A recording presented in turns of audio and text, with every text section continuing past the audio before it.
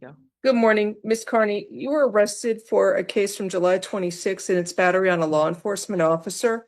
Your attorney is here. Do you want to announce your name for the record? Yes, good morning, Your Honor. Thank you for taking me out of turn. Michael Meyer on behalf of Alicia Carney. I just want to let her know that her husband retained me because I know she's been in the jail since Friday. And for some reason, she wasn't brought to court yesterday. Let's see.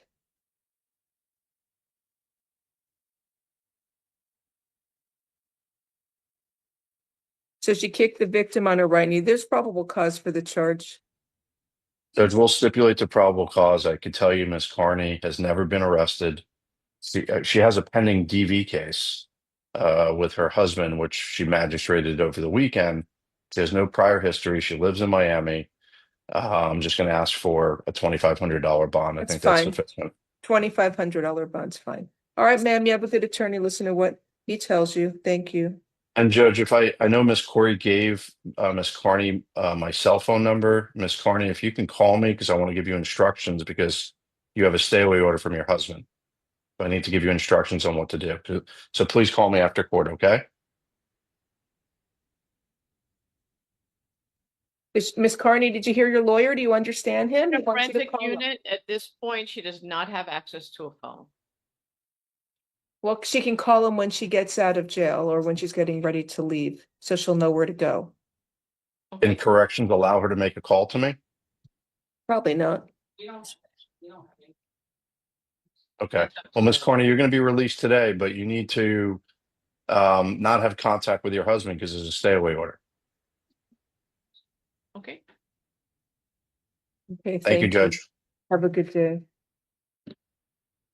Next case, are there any other private lawyers I Your forgot? Honor, that gentleman that you wanted, we went to go pick him up, so if you want to start the calendar. Yeah, Mr. Moser's here. He was here yesterday. Hi, Mr. Moser. He waited around all day yesterday.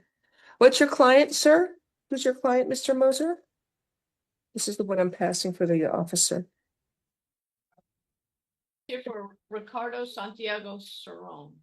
Hi, Yes, how are Judge. you? Hi, good morning, Judge. All day yesterday and he wasn't brought. I'm so sorry. It's okay, Judge. Just trying to address this as soon as possible for Mr. Santiago Cerrone. Let's see if he's here and I'll be happy to call Okay, him. Who thank actually you. have him? What is this? What page or what name? It's Yes, number his name is 28 on the calendar on page 10. Ricardo Santiago Cerrone. Is he Yes. I don't think so. Okay, I don't know. Oh, Your Honor, we have to pick him up. We have to go pick him up, Mr. Moser. So if you want to come back, I don't know if you want to wait around or come back. They're going to go get him. I see you Okay. in the Texas building or no? Yeah, I'm in the Gerstein building currently. Here now. Come to 3-1. Okay. Okay, thank you, Judge. I'm just going to make an attendee while we're waiting. Okay. All right. So can we start with the ladies? It's ladies' time. Page 1, Christina Thompson. He refused, Your Honor. All right. So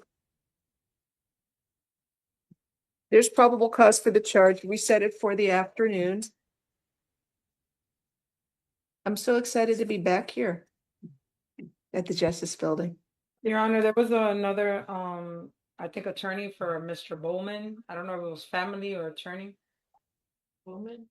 Did we do it already? I did that one. Oh, no, Mr. Bowman is here? That's a detective, I thought. It's a gentleman by the name of Bobby Bowman.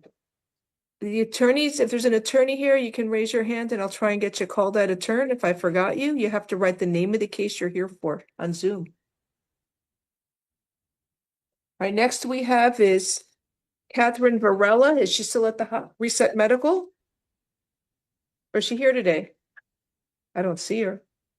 Judge, she's in medical still. I don't know if we know when she might be out of medical. We can deal with it in the afternoon. I did appoint your office, though. They can't get a Zoom there? You know what I mean? Jennifer. No, Judge. My guess is she's going to be in isolation for maybe a week more. I'll reset it in the afternoon. You tell me what you want to do, okay? Then Okay. Deal with it. Jennifer Whitney. Good morning, ma'am. Miss Whitney here or no? No, Judge. I don't think she's here either. Corrections? She's in isolation also? See what I talked about underlining everything, or all you're doing is wasting my pink pen.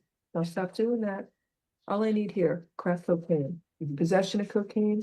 Oh, you're right, I'm wrong, Liz. That was it. You're right. That's what you're right, I'm sorry. I know she's in isolation. You're learning. I need to go back to school. All right, where is she? Medical? Yes. Okay, there's probable cause. Reset it. Where's the shopping cart? Let's see. Milk crates. She was seated on a milk crate, not the shopping. But Oh, it said several people sitting on crates. It doesn't say she was on a crate, and there's no probable cause for any tampering, Judge. well, she says she returned the gum wrapper to her right front pocket, so That's possibly there not could. tampering. How's that Miss tampering? Corey, I'll be happy to address it with you later when we set it, okay? Okay. I'll find probable cause for, I'll make a preliminary finding of probable cause. We'll deal with the bonds later. You said she's medical? Yes. All right.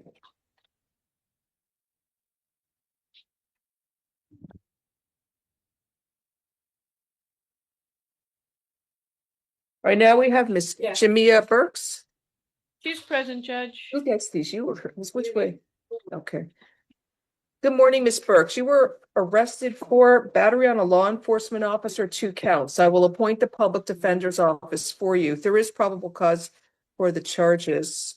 Judge, my understanding, she's been adjudicated, incompetent. Incompetent in Yes, other cases, but there's something set and there's something pending here now. so I'd ask for a dollar bond on each one. All right, a dollar count 1, a dollar count 2. All right, have a nice day. No, what's his case? He has it. Come walk over here and talk to him. I don't have it. But does it have to be redacted? He does read it. Oh, okay, he can read it. Genesis Peta, page 2. I'm on a roll. I don't know what kind, but I'm I on. don't put it on. All right, I gotta do one thing. This flag here is weird. I'm moving it over. It looks like it's in my head. There we go. That's better. Now I'm happier. Then I'm gonna move the camera again. Okay, there we go. I like that better. Hi, Miss Peta. Ma'am, you were arrested for possession of a controlled substance called Percocet, tampering with physical evidence, and possession of drug paraphernalia. Unfortunately, you're out on felony bond, so there's a hold for you to see your judge tomorrow for your open case, F25-14617. All right, so she had a Judge, crack there's no pipe. mention of any Percocet. I'd ask you to find no probable cause for tampering with physical evidence. It only states that she used her hands to prevent the officer from, I guess, going into her bra area. That would be maybe a resisting without state. Judge, yes, I would say resisting. You want a dollar on count 1, or you want me to release outright? A dollar, please. All right. Count 1, there's no probable cause. I'll set it at $1 in case the officer says there was Percocet and he just didn't write it down. Count 2, there is probable cause for. She should have been, it should be possession. I'm sorry, count 1, there's probable cause for possession of cocaine. She had cocaine residue, sorry. Count 1, there's probable cause for possession of cocaine. Sorry, if I didn't get it right. That's $1,000 bond for count 1. Count 2, the tampering, I sort of agree with you. You want $1 on that? That's fine, Judge. All right, $1 count 2. And count 3, possession of drug paraphernalia. There's probable cause for that. That's $500. And you'll see your judge tomorrow. Have a good day, ma'am.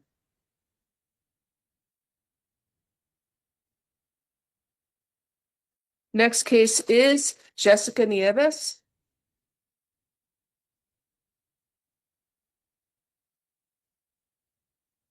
I don't even have a trash can. Okay, thank you. Hi, Miss Nieves, ma'am. You were arrested for possession of a controlled substance and petty theft. I will appoint the public defender's office for you. So she's stealing a Cuban sandwich and drinks from Walmart. What is it, $10.10? And then they arrest her and they found then she has other stolen property as well, $40.30. And she has a crack pipe with residue. So stay away from the Walmart store at 3200 Northwest 79th Street. in Miami, Florida. You're not allowed to go to that store and you must stay away from there, ma'am. Can I Unfortunately, ask for $1 for count one? It just says possible residue. It doesn't say what kind of residue it is. I'm okay with $1. okay. Possible residue. Yeah, you're right. Count one, there's no probable cause. $1. Count two, the bond will be $150. Stay out of that Walmart and you'll see your judge tomorrow. Good luck to you, ma'am.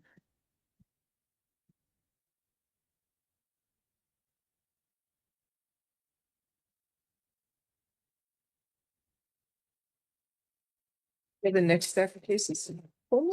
I'm waiting. Let me know when you got Mr. Bowman here. We have Mr. Bowman, Your Honor. Mr. Bowman is here. That's wonderful news. Detective, you can raise your hand and I'll promote you, or somebody will promote you. All right, let's talk about that.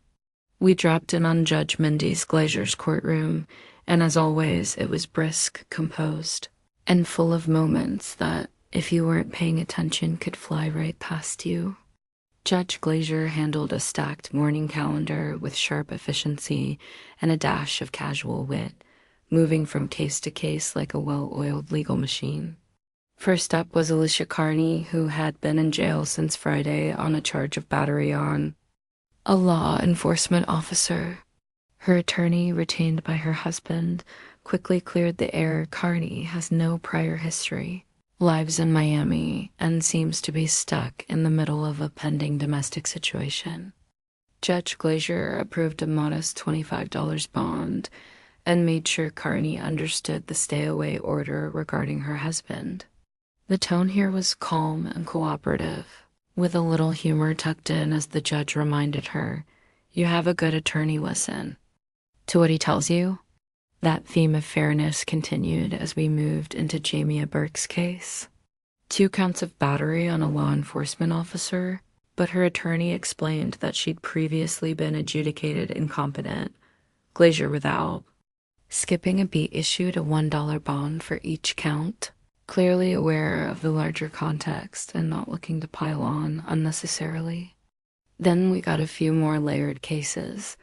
Genesis Peta was arrested on several counts, including possession and tampering, but Judge Glazer questioned whether tampering even applied here, given that the only action described was her trying to prevent an officer from reaching a specific area of her clothing. That's a stretch for tampering, and the judge adjusted accordingly. $1 bond there, and $1,000 on possession where there was actual residue. One thing that stood out here is how Judge Glazer doesn't let ambiguous probable cause slide. Without a second look, she asks questions, stays engaged, and keeps the law front and center. And then came Jessica Nieves, arrested for stealing a Cuban sandwich and drinks from Walmart. As light as that might sound, the situation escalated after additional stolen goods and a crack pipe were found on her. Judge Glazer kept it professional, clarifying the charges, waiving bond where appropriate, and issuing a stay-away order from the Walmart. Even when the facts bordered on the absurd, like arguing over sandwich value versus actual controlled substances, Glazer never lost her grip on decorum or process. Throughout it all, the courtroom atmosphere was steady.